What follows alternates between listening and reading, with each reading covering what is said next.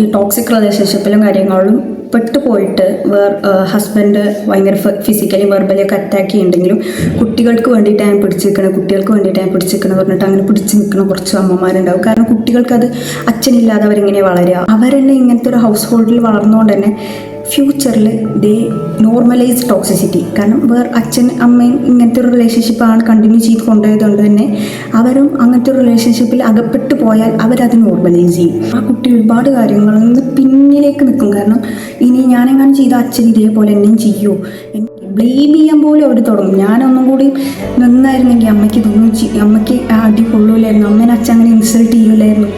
ഒരു കുട്ടിക്ക് വളരാൻ വേണ്ടത് അത്യാവശ്യം നല്ല രീതിയിലുള്ള സമാധാനമായ പീസ്ഫുള്ളായിട്ടുള്ള ഹാപ്പി ആയിട്ടുള്ള അച്ഛനും അമ്മയും നല്ല രീതിക്ക് സ്നേഹത്തിൽ കഴിയുന്ന ആ ഒരു എൻവിറോൺമെൻറ്റിലാണ് കുട്ടികൾ, നല്ല നല്ല കുട്ടികൾ, നല്ല ക്യാരക്ടർ, നല്ല പേഴ്സണാലിറ്റി ഉള്ള ഭയങ്കര ഫ്രണ്ട്ലി ആയിട്ടുള്ള ഹാപ്പി ആയിട്ടുള്ള കുട്ടികൾ വളരണമെങ്കിൽ ഒരു എൻവിറോൺമെൻറ്റ് അവർക്ക് വേണം. അല്ലാതെ അച്ഛനമ്മനെ തല്ലുന്ന ഫുൾ ഭയങ്കര ടോക്സിക് ആയിട്ടുള്ളൊരു എൻവിറോൺമെൻറ്റിൽ വളർന്ന ഒരു കുട്ടികൾക്കും ഫ്യൂച്ചറിൽ വലിയൊരു സമാധാനവും കാര്യങ്ങളും ഉണ്ടാവില്ല. അതുകൊണ്ട് ആ ഒരു റിലേഷൻഷിപ്പിൽ പുറത്തേക്ക് വന്നിട്ട് ജീവിക്കുക, അതിലേ ഉള്ളൂ നമ്മുടെ സ്ട്രോങ്ങും മക്കൾക്ക് വേണ്ടി ജീവിക്കലാവുള്ളൂ.